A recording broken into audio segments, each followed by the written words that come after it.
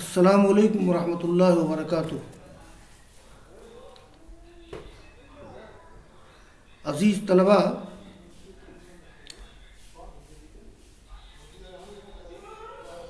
کتاب المغازی میں غزوہ ذات الرقاع کا باب چل رہا ہے۔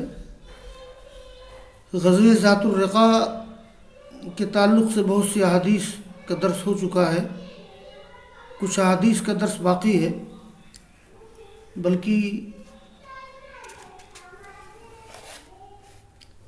آج شاید غزوہ ذات الرقاع کی بقیہ احادیث کا درس مکمل ہو جائے۔ میں نے غزوہ ذات الرقاع کے تعارف میں ذکر کیا تھا کہ اسی غزوہ کے موقع پر دوسور نامی شخص کا وہ مشہور واقعہ پیش آیا جو سیرت نبی کا اہم حصہ ہے۔ اس میں وہی واقعہ آگے ذکر آ رہا ہے۔ قال امیر المؤمنین فی الحدیث حدثنا اسماعیل قال حدثنی اخی عن سلیمان عن محمد بن ابی عتیق عن ابن شہاب عن سنان بن ابی سنان الدولی عن جابر بن عبد اللہ رضی اللہ عنہما اخبرہ انہ غزا مع رسول اللہ صلی اللہ علیہ وسلم قبل نجد فلما قفل رسول اللہ صلی اللہ علیہ وسلم قفل معه فادرکتهم القائلة في واد كثير العذا فنزل رسول الله صلى الله عليه وسلم وتفرق الناس في العزاء يستظلون بالشجر ونزل رسول الله صلى الله عليه وسلم تحت ثمرة فعلق بها سيفه قال جابر فنمنا نومة فإذا رسول الله صلى الله عليه وسلم يدعونا فجئناه فإذا عنده أعرابي جالس فقال رسول الله صلى الله عليه وسلم إن هذا اخترت سيفي وأنا نائم فاستيقظت وهو في يده سلطن فقال لي من يمنعك مني قلت الله فها هو ذا جالس ثم لم يعاقبه رسول الله صلى الله عليه وسلم۔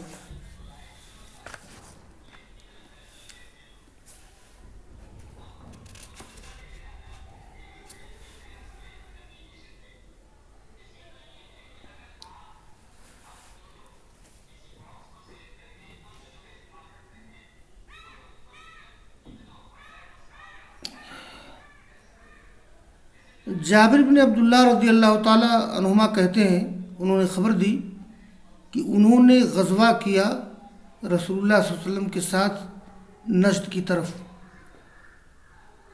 کئی بار اس کا ذکر آیا ہے کہ یہ قبیلے غطفان وغیرہ نجد کے علاقے میں آباد تھے۔ نجد عرب کی سرزمین کے ایک حصہ ہے جس کی زمین اونچی ہوتی ہے۔ تو فلما قفلا، جب رسول اللہ صلی اللہ علیہ وسلم نے کوچ لوٹے، قفل معه تو وہ ان کے ساتھ لوٹے۔ یہ قفلہ یقفل قفل مانے لوٹنا، واپس ہونا، یعنی یہ واقعہ غزوہ ذات الرقاع کی واپسی میں پیش آیا ہے۔ فادرکتهم القائلہ فی واد کثیر العزا، القائلۃ مانے ہوتے ہیں نیند، القائلہ مصدر ہے، قال یقیل قیلولۃ وقائلۃ او کثیر العزا۔ العزا کہتے ہیں کل شجر لہو شوک عظیم، ہر وہ درخت جس کے بڑے بڑے کانٹے ہوں۔ اور ایک قول یہ ہے کہ بڑے سائز کی سمرہ یعنی بیری کا درخت، تو بڑے سائز کے بیری کے درخت کو اعزا کہتے ہیں۔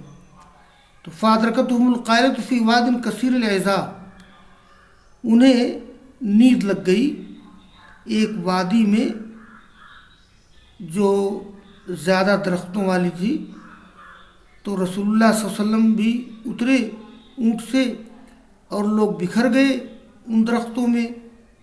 وہاں اکٹھا درخت ہوتے نہیں تھے۔ یستظلون بالشجر، لوگ درخت کا سایہ حاصل کرتے تھے، اور اترے رسول اللہ صلی اللہ علیہ وسلم ایک درخت کے نیچے، تحت ثمرہ، ایک بیری کے درخت کے نیچے، فعلق بہا سیفہ، آپ نے اپنی تلوار لٹکا لی۔ جابر کہتے ہیں کہ ہم لوگ سو گئے تو رسول اللہ صلی اللہ علیہ وسلم یدعونا، ہم کو آواز دے رہے ہیں۔ ہم گئے تو آپ کے پاس ایک اعرابی بیٹھا ہوا تھا، تو اللہ کے رسول نے کہا کہ ان ھذا اخترط سیفی، اختراط مانے تلوار کھینچ لینا، اس شخص نے میری تلوار اٹھا رکھی ہے، کھینچ رکھی ہے، اور میں سویا ہوا ہوں۔ تو میں بیدار ہو گیا اور وہ اس کے ہاتھ میں کھینچی ہوئی ہے، یعنی آپ کی تلوار لے کر کے اور کھینچ کر وہ کہنے لگا کہ من یمنعک منی، تم کو مجھ سے کون بچائے گا؟ تو میں نے کہا کہ اللہ۔ فہا ہوا ذا جالس، یہی شخص بیٹھا ہوا ہے۔ پھر رسول اللہ صلی اللہ علیہ وسلم نے اسی کو سزا نہیں دی۔ یہ واقعہ مختصر ہے، لیکن اور جو سیرت و تاریخ کی کتابیں ہیں اس میں کچھ تفصیل بھی آتی ہے کہ جب تلوار اس کے ہاتھ سے چھوٹ گئی، جب اس نے کہا کہ من یمنعک منی، اور اللہ کے رسول نے کہا کہ اللہ بچائے گا، فہا ہوا ذا جالس، تو اس کے بعد تلوار آپ نے لے کر کے اس سے کہا تھا اب بتاؤ من یمنعک منی، بعض روایت میں من یحمیک منی، تم کو مجھ سے کون بچائے گا؟ وہ شخص کانپ گیا اور اس کے بعد آپ نے اس کو چھوڑ دیا، تو یہ بھی مسلمان ہو گیا اور اس کے قبیلے کے لوگ بھی مسلمان ہو گئے۔ اس کا نام دعثور ہے یا غورث بن حارث، جیسا کہ آگے ذکر آ رہا ہے۔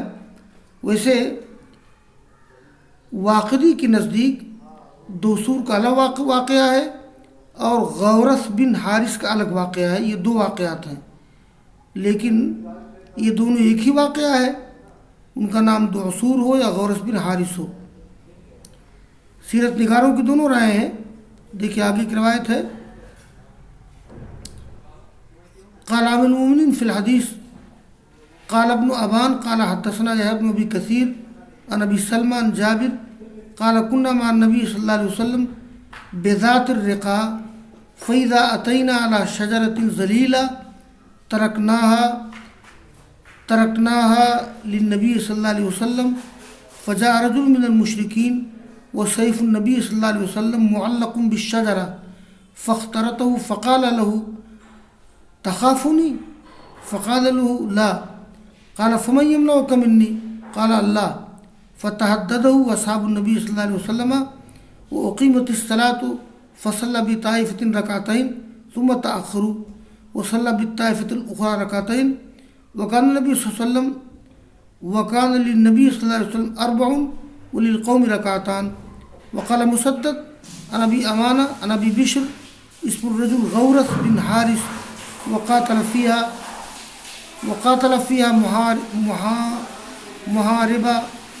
محارب ابن خصفتا. ہاں، اس میں اسی واقعے کا ذکر ہے اور تھوڑی سی تفصیل کے ساتھ ہے کہ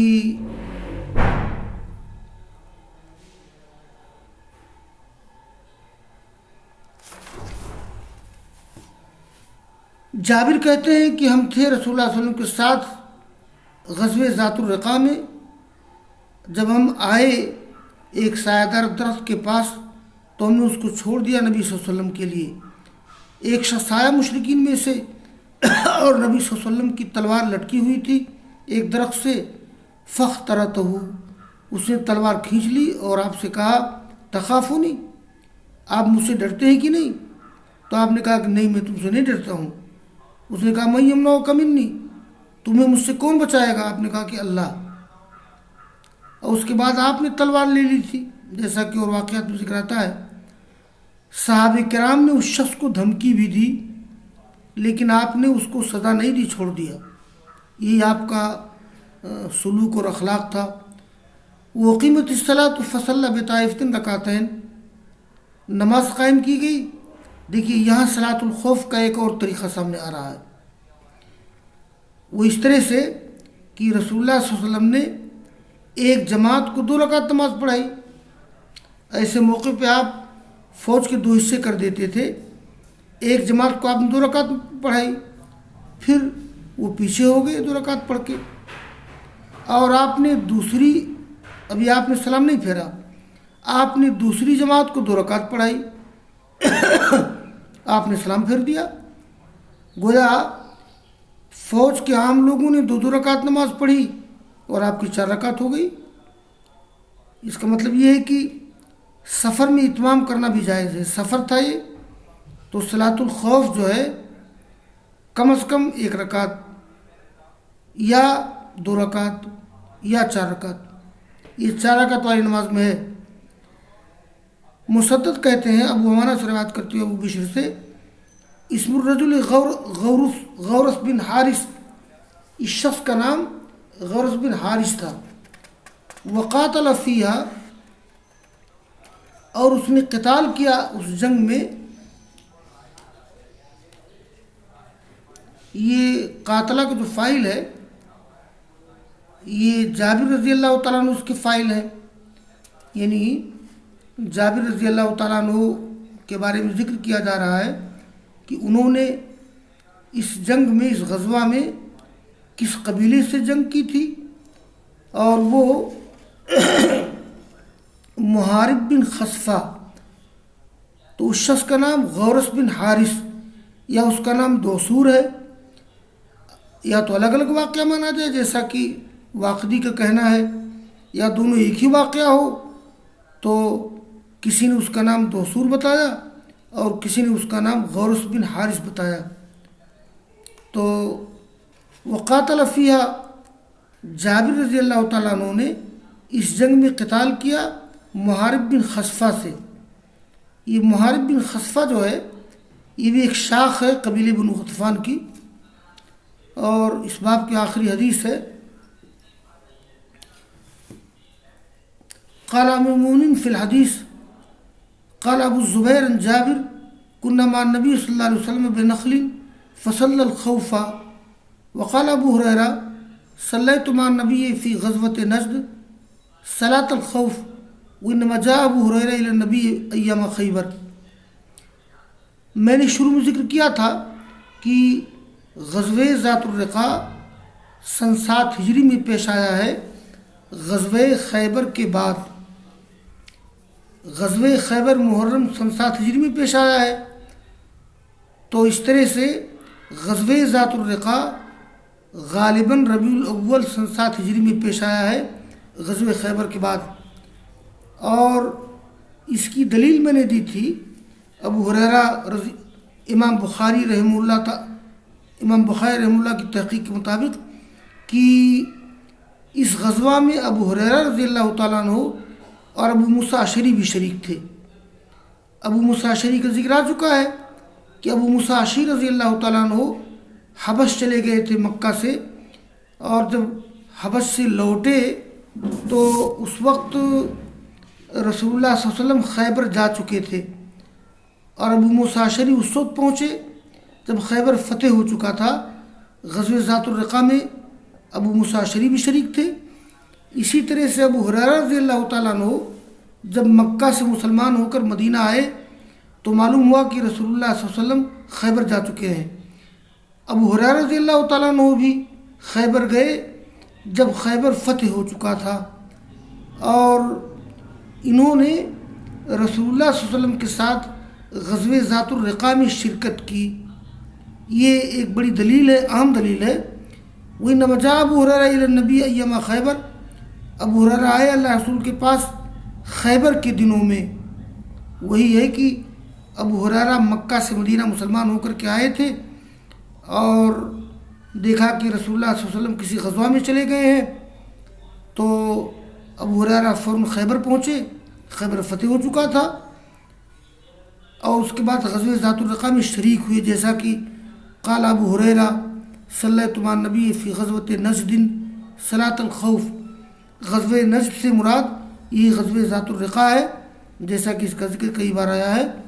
تو یہ غزوہ ذات الرقاع کا باب آج ختم ہو گیا ہے۔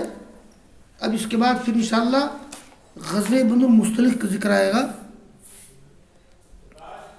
اور وآخر دعوانا ان الحمد للہ رب العالمین۔